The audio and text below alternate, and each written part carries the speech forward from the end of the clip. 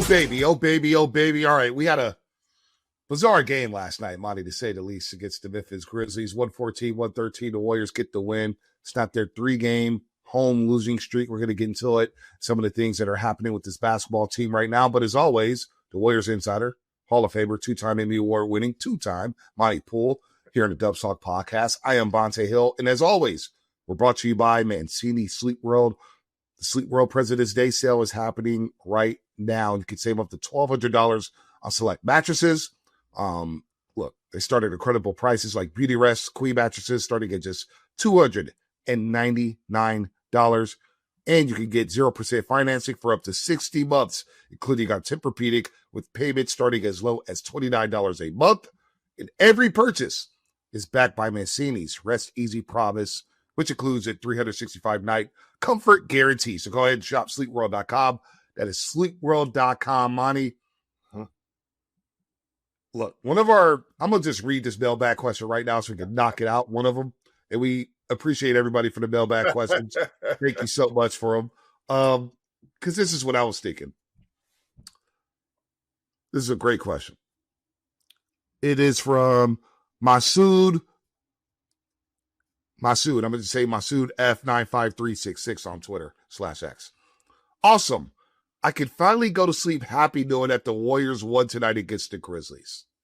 Now, after that game last night, in which the Warriors rallied from a 17-point deficit and overcame 8 fourth-quarter turnovers, can they go to sleep happy knowing that they beat that version of the Memphis Grizzlies?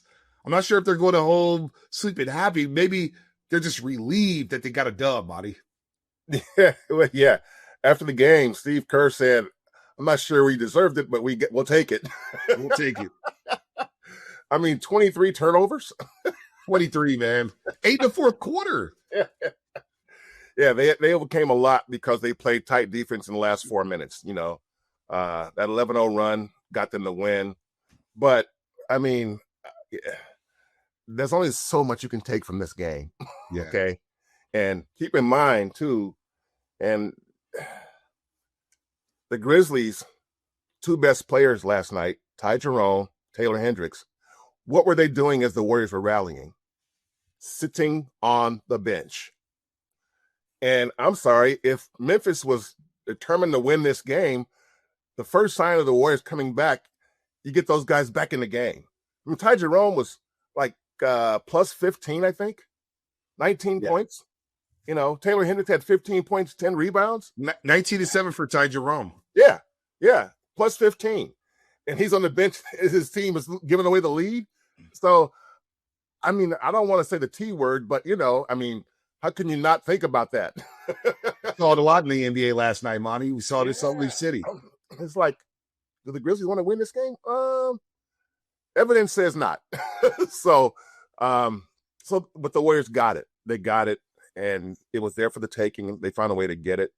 I thought Al Horford was huge the whole night. Yeah.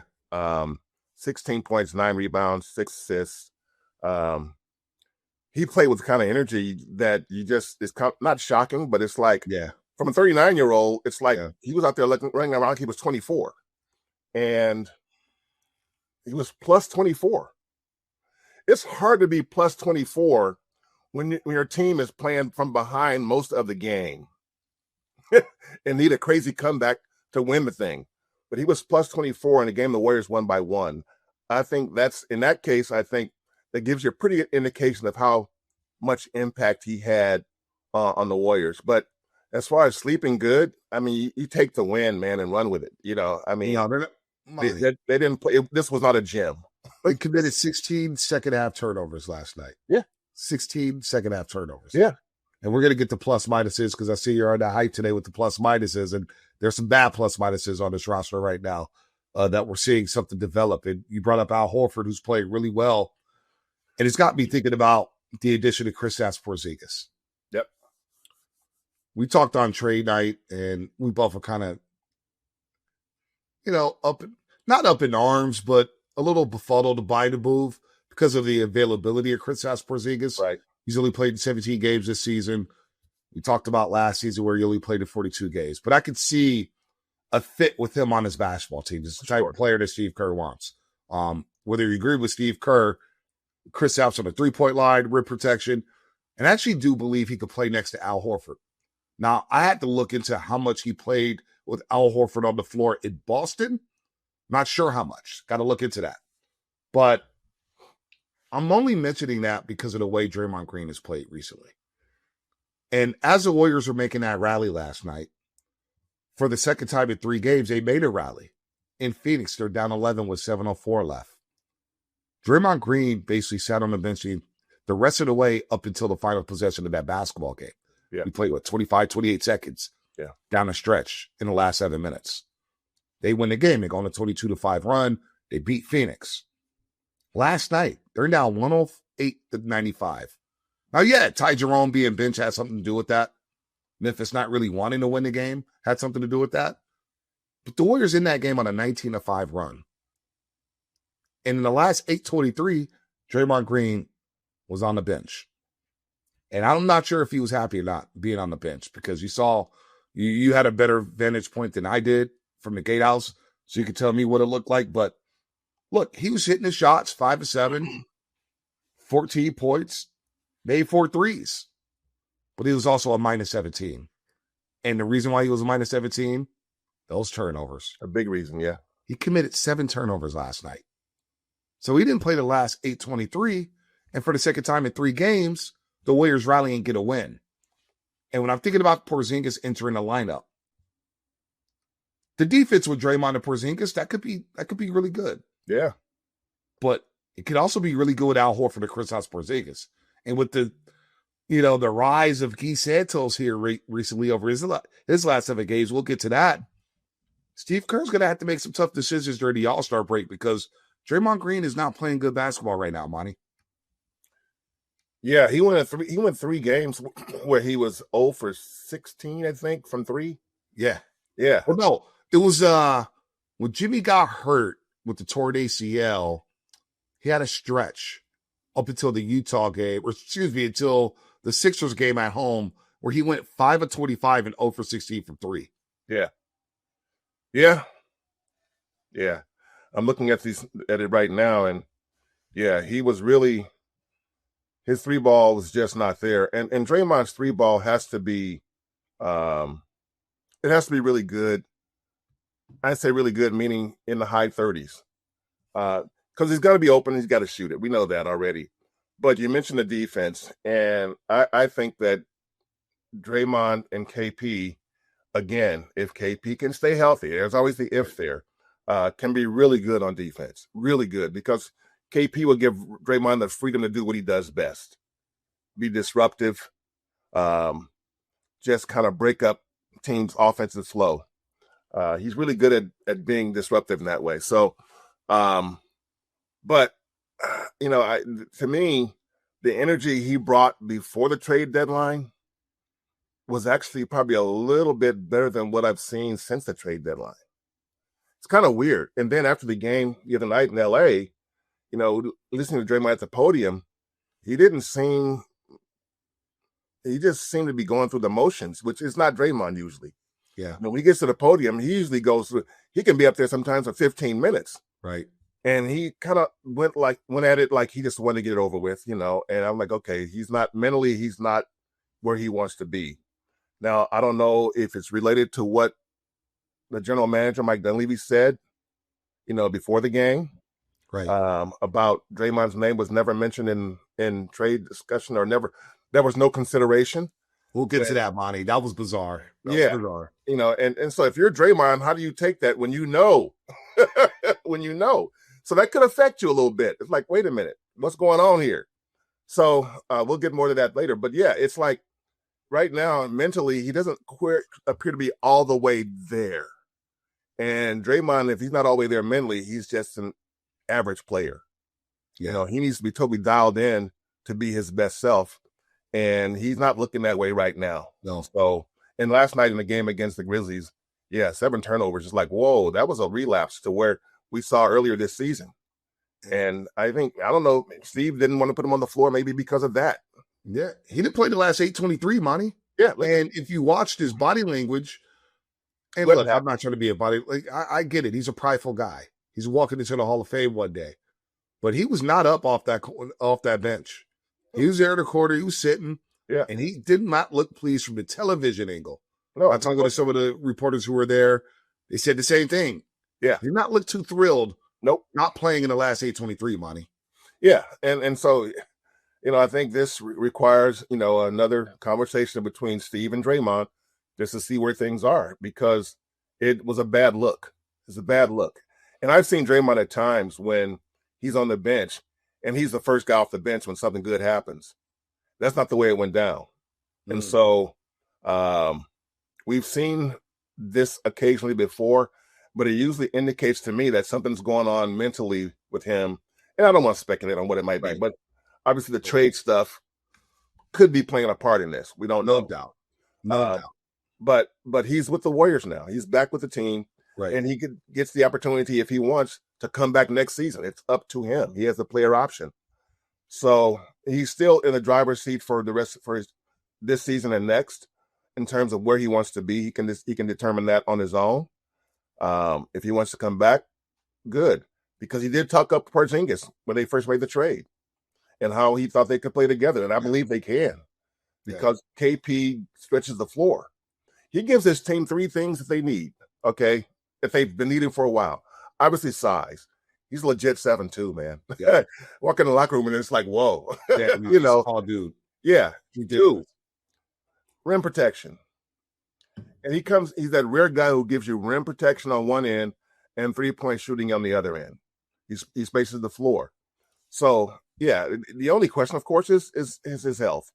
If he's on the court for 20 of the last 27 games, that's a win for the Warriors. They get to evaluate him, see what he looks like. He gets to evaluate them and see whether he wants to come back for what would be a reduced salary. He's making $30.7 this year. He's not getting out on the open market, I don't think, with his injury history. No. So, I think Draymond, I think Steve and Draymond, maybe Mike too, need to kind of have. I think it's got to be Mike too involved. Yeah. Monty, because of what happened Saturday here. Now, you talk about the three-point shooting, Kristaps Porzingis. Part of me is like, yes, that's a great thing, but also they need some balance offensively. And they did that for the most part in the last three quarters of the game against Memphis. They shot 21 threes in the first half. They ended up with 33 three-point attempts, which is good because they've now jumped over 50% when it comes to shot selection. Yeah. More than 50% of their shots come from the three-point line. They've got to get more balance. And Jimmy Butler has a lot to do with that because of his ability to get to the free throw line and play in the post. But Dunleavy Saturday, we worked the pre- and post-game show together, Monty, Saturday night. Yeah. And we all kind of looked at each other and was like, oh, that was bizarre. Now, this is, to me, two straight pressers that Dunleavy has conducted, in which I thought, oh, Dunleavy's getting a little spicy here. The first one was when he talked about Jonathan Kuminga. In order to demand things, there has to be a demand. Yeah. Whoa. You don't really hear GM say that. Heard from, sources around the league said, whoa, you don't hear GMs talk like that. It's a little shocking, especially coming from Mike Dunleavy, who's really mild-mannered, usually mild-mannered, subdued, cool dude. Then Saturday night happened, and we heard from Steve Kerr on 95.7 The Game. We heard from Draymond Green on his podcast. We heard from Draymond Green Tuesday night after their loss to the Sixers, and basically what he said, look, man, it's part of the business. Yeah. This is it.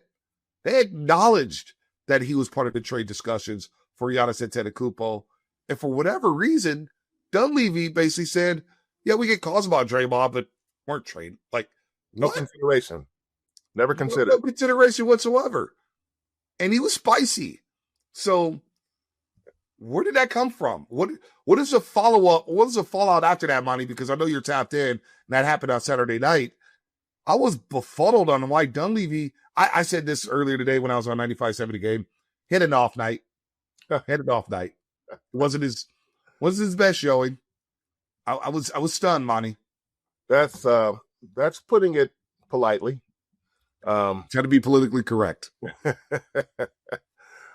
Let's go back though to the beginning with Mike. As a player with the Warriors, he was not popular. Yep. If people wanted more from him than he was able to give. It's true. Really true. And then when he was traded to Indiana, You know, he took some shots at Warriors fans. People don't forget that stuff. You know, he said he was something along the lines of, "I'm glad to be in a place where they appreciate good basketball." You know, and people don't forget that kind of stuff. Wow. So when the Warriors brought him back under Bob Myers, there was a little bit of skepticism. Is why you bring this dude back in? You know, that resurfaced? Has that resurfaced? I remember those quotes. Yeah, wow.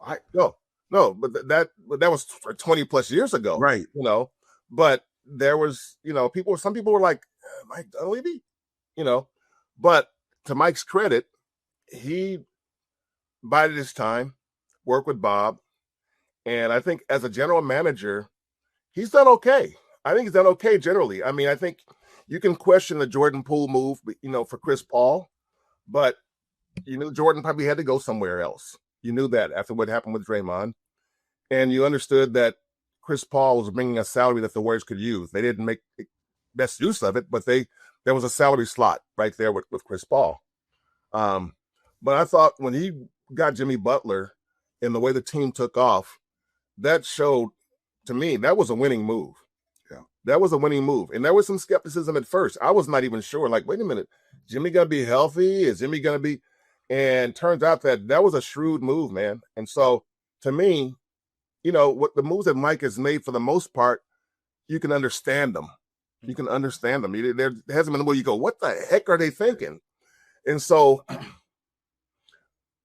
we knew that they were at one point looking at Jaren Jackson Jr., which would have been a great move, I thought, if they pulled it off. But when Giannis came available, the Warriors said, whoa. You know, we got here a two-time MVP that's on the market. Because Giannis went from being kind of sort of on the market to being fully on the market. And the Warriors pivoted. And when they pivoted, Danny Ainge pounced and got Triple J. 3 first-round draft picks. But Danny Ainge has many first-round draft picks to move. You know, he has more than the Warriors. So they lose out there and they don't gain Giannis, which is always going to be a long shot because we were never sure that Milwaukee was serious about moving him. Either now and maybe this summer. We don't even know if they're serious about moving him then. But now he pivots to KP. If KP can get on the floor more often than he's off the floor, it makes sense. It makes sense. And again, expiring contract at $30.7 million. So you can say, I can understand this move. But for him to get up there and say... Last nugget on that, Monty, real quick before you move on to that. You were not playing Jonathan Kuminga, and you weren't really fond of playing Buddy Hield at that point. So you get a player that you will use in this lineup. So, I mean, you know... It makes sense. Yeah, it makes sense. Yeah. So now you have... But then he gets up there and says that they never considered trading Draymond. When any fan with the rudimentary knowledge of the NBA and how trades work realize you can't get Giannis, you can't get Triple J, you can't get a big salary guy without moving a big salary guy. They're not moving Steph. No. Mike said he didn't envision moving Jimmy. Like you said, Steve said, Steve speaking, I spoke with Draymond. So it was Draymond. Hey, yes, it became real when Steve talked about it and asked me about Hazel, his wife. You know, so we knew already that Draymond was being considered part of a package. So why would Mike go that route and say, and Mike to get there and say never considered? It was true that they were never close, but to say it was never considered, everybody's like, you know, whoa, what? Given that Nick Young look, yeah, that gif with the question marks, yeah. My thing is, Monty. First of all, they don't owe Draymond an explanation. They've had Draymond's back through thick and thin. Both parties understand the business. So my question to you is, what is the point of saying what Mike Dunleavy said Saturday night? Like, I don't get it. I don't understand why he would go that route. Is it to save face? Is it to make amends with Draymond Green? Is there going to be some friction there? I don't believe there's going to be friction whatsoever. I think both parties understood the deal. Like, look, Giannis Antetokounmpo. Somebody's got to go if we're going to pull that move. Now, they didn't. But why would Mike? And then our boy Danny Amerman from the SF Standard asked to follow up. Well, was Jimmy? And no, I'm not going to go down a roster, start naming players, putting words in my mouth. It was, I hadn't seen that side of Mike Dunleavy since he's been a GM of the Golden State Warriors, Monty.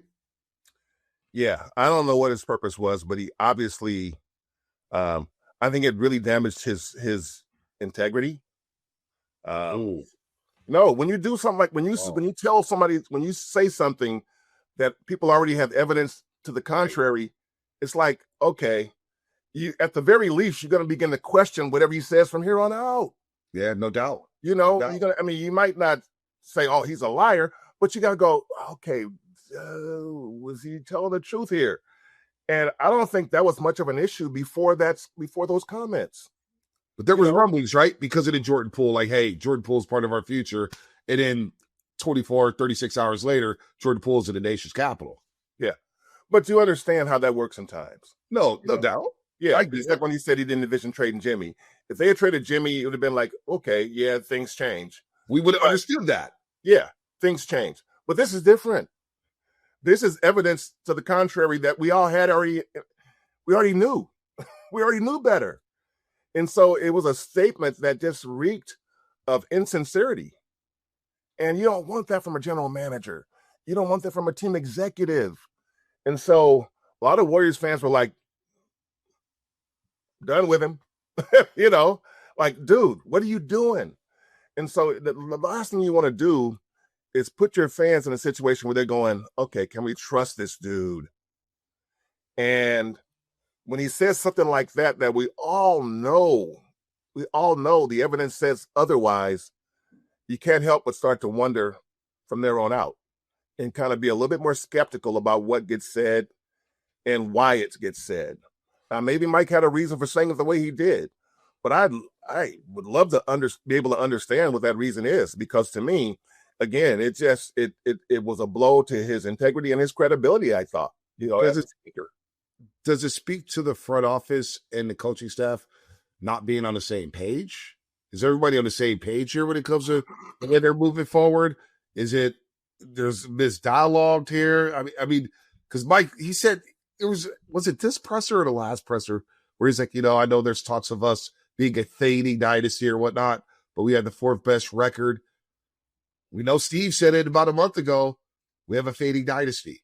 So it almost felt like a shot at Steve saying, like, hold on. We had the fourth best record since we traded for Jimmy Butler.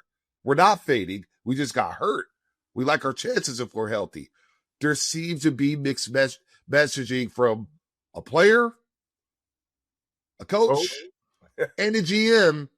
And we haven't heard from Joe Lacob yet, who a lot of people have heat for right now. Yeah. I think Mike just kind of went out of pocket. And the truth is, when Steve said the word, he realizes we're, a fading dynasty, that's not a lie. Yeah. The Warriors, who once ruled the NBA, have been fighting they've been doing a play-in team, 3 of the last 4 years? Right. So the dynasty part is over. It is over. Right. They're just trying to be a quality team to make a run in the playoffs. Nobody's looking at the Warriors and say, oh my God, how are we going to beat them? That's not what's happening anymore. They had one third place finish. Right. In the last how many years, so we had 5.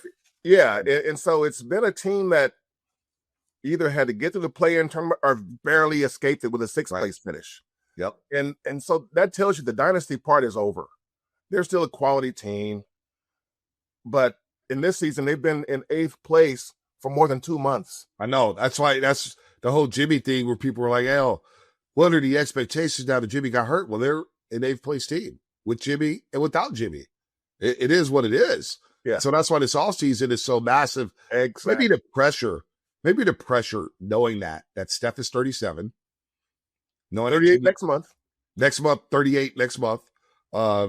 Jimmy Butler's not going to be back until January. You don't know what's going to happen with Draymond Green. Al Horford has a player option. D'Anthony Melton has a player option. Brandon Podziemski's extension eligible starting in the summer. Don't want that. Lord knows where that conversation is going to go. Yep. And so to keep the butts in the seats, because that was the one thing yesterday. I went in after halftime in the third quarter. First of all, there's about 4 minutes left until the beginning of the third quarter. The only one out there warming up for the Warriors was Brandon Podziemski. Very strange. Nobody does layup lines anymore for the third quarter. Nobody wants to get warmed up. Not always for third quarter. Not always at halftime. Well, but one person is rare. One person. Yeah, that's rare. And they were down 17 in the frame. So yeah, maybe somebody wants to get some shots up during halftime. But there was a lot of empty seats in that lower bowl yesterday. Yeah. Yeah. And the energy. Yeah. It wasn't preseason vibes. It was open practice vibes. I mean, it was Monte. It was bad. It was like we're getting to the point where ticket prices are going to be slashed. Folks are going to be like, you know what? I'm going to give these tickets away. And that's what you don't want moving forward, because you can end up like the Giants, where you're begging to get 30,000 butts in the seats on a given Saturday afternoon for a baseball game. Yeah. One, it's the star is fading. It's starting to fizzle. But you could see it last night. You're like, boy, this could be a long 28, 27 games the rest of the way if you don't figure out a game plan here that can sell these fans on it. Now you're getting into that territory, buddy. Well, yeah. If Steph comes back, they still think he'll come back right after the All-Star break, and I'm not sure about that. But if Steph's on the court, that automatically boosts the tickets, the fan experience. If KP's on the court, that also boosts the fan experience. So if Steph and KP come back sometime later this month, that I think will close the gap, and you'll see fewer empty seats. Because you're right, there were a lot Monday night. There were some a lot hangover maybe in the lower bowl. It's like lower bowl. Yep. Yeah, and the upper bowl most of those seats are people going to buy because they can't afford the lower bowl, so they'll sit up there, and they were actually more filled than the lower bowl seats, which are pretty much pre-sold. So there were people who just didn't come. Tickets were sold, they just didn't show up. And yeah, I think that's part of that is maybe Super Bowl hangover. Part of it too is that, the Warriors without Steph are not the same watch. And 3, I think the Grizzlies without Ja Morant aren't the same watch. Yeah. If you got Steph and Ja on the floor, I think it's a little bit different. No doubt. And you had neither one of those guys. So some fans were like, you know what? I just watch it on TV. And so, I just think when they come back after the break, they're hoping like hell that Steph will be ready to go. Yeah. And that KP will be ready to go. And it will be 20 days for Steph since his last appearance. And from what I understand, runners need 3 weeks is usually about a minimum to get back right. So that if he comes back for that Celtics game, it's right on that cusp. Yeah, on 19th. Yeah, it's right there. So I know they've been working his tail off to try and get it ready. I know he wants to be on the court, but I personally think that it would behoove the Warriors to slow play this and really keep an eye on Steph, because this year's ceiling dropped when Jimmy went down. And they got to be thinking, at least, can we do it next year if we can get Steph right, get Jimmy back at midseason, re-sign KP, re-sign Melton. They have all these things. They got to think about all these things, because this year, you don't want to burn out Steph this year. I realize he'll turn 39 next year, but what are you really planning for this year? Well, trying to make it to the first round? Well, that's my point, buddy, here about the standings, right? You can sit out Curry for another 2 weeks. When you look at the current Western Conference standings, they're 3 games up on the Clippers in the loss column. They're 4 games up on the Portland Trailblazers. The Warriors are not falling out of the top 10 in the Western Conference because the teams that are below the box, the bottom 5 teams in the West, Sacramento, New Orleans, Utah, Dallas, and Memphis. And what do those 5 teams want to accomplish the rest of the way, Monty? 2026 draft, baby. There you go. 26 draft, baby. They have no ambition whatsoever to try to win basketball games. So they're going to win some on accident, but the Warriors are not going to finish below 10th place. So the play-in is all but a guarantee. It really is, Monty. Because getting to 6 is pretty dang impossible right now. Yeah, getting to 6. I mean, you're 3 games behind Minnesota on the loss column. Yeah. I mean, it's doable. Yeah, but I mean, you got some teams that are above them that are kind of in a free fall a little bit. Minnesota right now is kind of a mess. They don't know what they're doing. And, but the Warriors, it's good, I guess, that they're winning games like this game against the Grizzlies, the game against the Suns, to sort of kind of give them something. Because if they lose those 2 games, which they were in the process of losing before crazy comebacks, they will have lost 8 of their last 10 games. And instead, it's 6 of their last 10, which isn't quite as bad, Right. So, but yeah, I think when you look at the rest of this season, I think they got to be extra cautious with Steph. I think it's more important to see what KP can give you this team. Right. And if you can get him on the floor, I think that's a more productive use of time and player. So that's why, the whole head league of Stephen Curry, I'm with you there. You can rest him until March. You're not falling out of the top 10. And if you want to make a run at the first round, so be it. Play a game, see what it looks like. But rest is imperative for Stephen Curry. Yeah. And it is about next year because the expectations have changed for this organization for at least this season. You're not winning a championship. It's just not happening this season. So that's unfortunate for them. Real quick, let's get another question in here before we end the podcast, buddy. Curry, at 30 GS Warriors.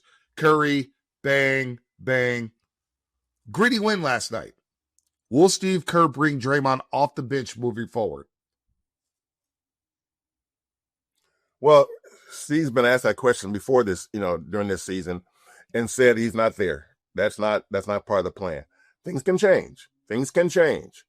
And, if you look at Draymond's wear and tear, his mileage, not his age, his mileage. Draymond's played some hard miles, man. I mean, he's generally guarding guys that are 4 and 5 inches taller, 30 and 40 pounds heavier. That's a rough toil. And so I got to think that Steve would at least consider that. But what they've done carefully, if they've monitored Draymond's minutes all season, there haven't been too many games where he's in the mid-30s. He's usually in the high 20s. Played 24 last night, I believe. Yeah, he's usually in the high 20s. Yeah, 33. They will push Jimmy and Steph into the mid-30s. But Draymond really, he's usually in the high 20s. And there's a reason for that. They know what this game has done to his body. And so I think Steve has probably thought about it and he may do it. But again, so much depends on the health of Porzingis and, monitoring the minutes for Al Horford, who was terrific last night against the Grizzlies. So it's just a thing that I think is plausible, but I don't think I don't think Steve is quite there yet. And I know he won't be there when Steph comes back. If Steph's back, he's starting Draymond with Steph. Well, I think that's a mistake to go with that philosophy if you're Steve Kerr. I think it's a massive mistake over these last stretch of games here where the Warriors, look, they're 29-25. You've got, 54 games, so you got 28 left. I think you got to put everything on the table. Not everything. I think with this situation, look, Draymond, okay, he's going to play with Steph. Draymond's turning the ball over left and right. Keith Santos, over his last 7 games, is averaging nearly 16 points a game, 4 rebounds, and he's shooting over 68% from the floor and over 50% from the three-point line. Now, he's not the same defender. Right. But he hustles his ass off. He gets to loose balls. He's in the right spots. He's a threat offensively. I think if you're Steve, okay, next year's next year. But I need to maximize what it is on this team here moving forward. and I need to throw everything on it. Hey, look, we're playing with house money at this point. You're going to be a playing team. We'll see if you crack the first round. Why not to see what it looks like to see Porzingis or Horford in the front court, or Porzingis and Guy Santos, and you got Moody and Melton at the 3 and the 2, and then Stephen Curry. Why not to see it? Like we saw this with Klay Thompson. He came off the bench for 14 games. We saw it with Jordan Poole, left and right. I think we saw it once or twice with Andrew Wiggins. I don't really remember, but they reduced his role at one point. Why not see it? This season is almost lost, Monty. I don't see the harm in that.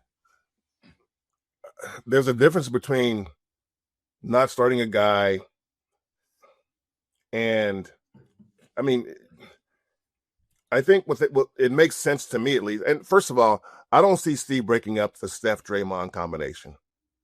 I don't see that happening unless Steph says, okay, unless Steph Green likes it. I don't see it happening. The combination's gotten off to slow starts this season. Oh, yeah. The combination has not worked. Is that why? No, the slow starts have been something we talked about all season long. But I don't know if you can say, well, they're starting slow because the Steph-Draymond combination is no longer any good. I don't think that's exactly it. I think it's more to that. Steph has been carrying that combination, and it's almost disrespectful to Steph and Curry to say that, well, he can't really play without Draymond Green. I know you're not saying that. I'm not saying you're not saying that. I'm saying that earlier, man. Like I'm saying earlier, Steph's minutes can creep into the mid and high 30s. Right. Draymond's won't. So he's obviously playing without Steph and without Draymond, 10, 12 minutes a game. And we saw that adjustment with Jimmy Butler where he was getting yanked in the first 4 minutes of the game to let Steph and Dre lead that unit, and then Jimmy comes back with the second unit. I get that. Right. But they're getting off the slow start. Even last night, they were down 17-7 before we even settled in. Of course. I don't even know if that was the Memphis Grizzlies or the Memphis Hustle, their G League affiliate. They were down 17-7. And I get it, no Steph. But let's not act like they haven't gotten off the slow starts in the first quarter all season long. That's been an issue all season. It's been an issue all season long. Yeah. Not every game, but most games, yeah. They juggled everything around. We know Steph's not leaving the starting lineup whatsoever. Here's what That's never happening. Here's what happens in the first quarter with the Warriors. They come out shooting threes. The balance is bad. In the game, when the threes are falling, they get off the fast starts. We've seen some games where they hit like 8 or 9 or 10 threes in the first quarter. Those are games that get off. But if those threes are not going in and they don't go in more often than they do, then you end up giving the other team a lot of easy buckets because you cramp your defense. And so you're not looking at a Warriors team that, like last night, in that first quarter, they were launching threes. Threes. If they're not falling, the other team is taking it the other way. And no doubt. You're right. The balance of the offense is an important thing because what has to happen is that when they see the threes aren't going, go to the hoop because most NBA teams do not have a great rim protector. Some do, but most don't. And so you can get to the hoop. I know the Warriors don't have a bunch of guys who can get their own shot off the dribble. That's another problem. You got Steph. You got Melton, who can kind of get that, get to the line. Jimmy, when he's out there. But right now, with the current roster, who on that roster can take a defender off the dribble? Who? So so that's why you end up seeing guys around the perimeter passing the ball. Hot potato. Until you get down there like, oh, the shot clock says you better shoot it, and you're shooting the three. But would it be better to have 5 threats on the floor offensively right now moving forward? I'm just saying you can't just, like, we've seen Porzingis in and out the starting lineup. Yeah. Melton in and out the starting lineup. Al Horford. No, Melton's out, and now he's in. Now he's in. He's out. Yeah. Al Horford. Guy Santos has gotten some starts, and he hasn't gotten some starts. Quentin Post, in and out. QP, in and out. Why not just see it? Let's see what it looks like. We see what? Steph without Draymond to start the game. Like, that combination, is it really that effective? Okay, that could happen. Because if we're going to be, it can happen, right? I want to see it, Monty. Like, if we're evaluating everything, yeah, and everything is on the table, yeah, and we're an open book going to the next season, We know the mainstay is going to be Steph, and right now the mainstay is going to be Jimmy unless things change. But let's just see it. I don't even know if Draymond's going to be on this roster next season. True. So let me just get a look at it. It doesn't have to be the rest of the way, but the fact that they didn't close with Draymond in 2 of the last 3 games, he's turning the ball over left and right. You've got off the slow starts in the first quarter. Why wouldn't that just be on the table? Like, we don't like this loyalty program we have right now. We got to do away with that. Like, that's over. It might be, but I know that would be something that Steve would do almost in case of emergency. But I will say this in regards to that, though. Right. Guy Santos has done something that I think the Warriors were hoping Jonathan Kuminga would have done. That is one. He has learned how to play with Steph. Yep. He has. He's learned how to play with Steph. 2, he has found his role. And it was the role that the Warriors kept saying, we want JK to go out there and just run the floor, grab rebounds, and take off. Guess what Guy does? Runs around, brings the energy, takes off. I think Jonathan's offensive ceiling is way higher than Guy's. Yeah. Guy is maximizing what he has. And over these past few years, as he's gone from Santa Cruz to Golden State, Santa Cruz, right. Golden State, he has put himself in a position where if you're a coach, you're wondering how would my team look if he's not out there? Because every time he comes out there, he brings something. No, I'm with you. He brings something. And I think if Kuminga had been willing to follow that process, going from, okay, a guy who ain't giving you much to a guy who you really got to have out there, you probably still be a Warrior. And so the difference, of course, that JK was a lottery pick and Guy a second-round pick, and therefore being a second-round pick is more humbling than being the 7th overall pick. You come in with expectations then. So it's tough. But I think Guy Santos has done exactly what you wanted. He's been, so far, a Warriors development success. I also think they're different players. They are different players, sure. And Guy's a better fit here. There's no doubt. I still like Kuminga the player, but Guy can hit the 3 more consistently than Jonathan Kuminga ever has. That's one thing. Guy can play without the basketball right now a lot better than JK can. His rebounding, and now he's getting minutes. It's tough when some players can thrive in 4-minute bursts, in what you mentioned there, second-round pick, where he's been humbled a bit, and he's just fighting for any breadcrumb to get playing time. So he'll take 3-minute spurts. He'll take 4-minute spurts, where Kuminga's like, dude, I want my 30 minutes. And wasn't going to happen on his team. So, yes, Guy is a better fit for Steve Kerr's system, which I think we kind of agree with that. I thought it could work, but it didn't. It is what it is, but they're different players. Yeah. And Guy's skill set is better suited for this roster and better suited for Steve Kerr than JK ever was. And that's why he's a 4/3. I think everything's got to be on the table when it comes to the starting lineup moving forward. And it's not the end all be all. Stop saying bench Draymond forever and don't play him. But those turnovers have been a bugaboo for this team. And again, they're not getting off the slow, fast start. So I don't know, man. I think Steve Kerr's going to have to think about a lot of things during the All-Star break to maximize this current roster. Yeah, I don't know if it'll change the starting lineup, but I know you'll see Steph without Draymond. You've seen some of that already. Now, maybe you'll see more of it, and certainly you will see more of it maybe if Draymond's ineffective. But that's been the issue. And I wouldn't say it's off the table, but I know that they're having Draymond on the floor gives Steph a certain level of comfort. And that's why Steve has been pretty much leaning into that without making sure their minutes mirror each other. Steph's minutes don't always mirror Draymond's, but Draymond's minutes pretty much always mirror Steph's minutes. Hey, Steph, you ready to get uncomfortable? Are you ready to get uncomfortable? At age 37? Ready to get uncomfortable? Let's try something new here for a second. That's all I'm saying. They've done that. They've done that, but they didn't do it in the starting lineup. They've done that, but not in the starting lineup. They haven't changed starting lineup. Yeah, I know. Rotations have changed that. Rotations have changed. Yeah. I want to see a first five. I just don't, we could continue this on another podcast, but I think there's going to be some uncomfortable conversations with Draymond Green during the All-Star break with Steve and Mike. That's because what you mentioned, the closing, I know he wasn't thrilled with last night, and I'm sure he wasn't thrilled with it in Phoenix. Something to watch. Yeah. The Warriors will end the All-Star break against the San Antonio Spurs to see what happens in that game.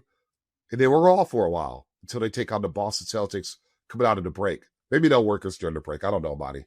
So, what somebody told me at the tailgate, they listened to the podcast, and fan was like, oh, man, I love the Dumb Talk podcast. But, man, they working y'all, dudes. They working y'all. Well, yeah. I guess it's better to be overworked than not working at all, right? We did back-to-back podcasts on back-to-back days last week. So. I know. I couldn't do. I was like, dude, I got no voice. Yeah, you struggling Wednesday night. I did. You did. Yeah. I was like, I got no voice, dude. I'm struggling. What do you guys want from us? Yeah. Anyway. So, but yeah, I mean, I think I do believe that Draymond, Steve, and Mike need to have a discussion. Yep. I do believe that, just based on Draymond's current energy and just kind of what he's projecting right now. So, I mean, I can see that being beneficial for everybody. No doubt. Well, hopefully we see Kristaps Porzingis when we do get back from the All-Star break, as well as Stephen Curry, who's been out with runner's knee. The Warriors are 4-6 as Jimmy Butler has torn his right ACL, but currently in 8th place in the Western Conference. They'll make the play-in, but how deep can they get into the playoffs? That's all yet to be determined. That's it for us here in another edition of the Doves Talk podcast. Shout out to everybody who sent us questions with their mailbag. We'll get to more of them on our next episode here.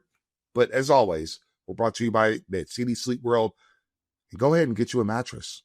Kicking off the year with a President's Day sale where you can save up to $1,200. That's right, $1,200. Go ahead and shop sleepworld.com. That is sleepworld.com.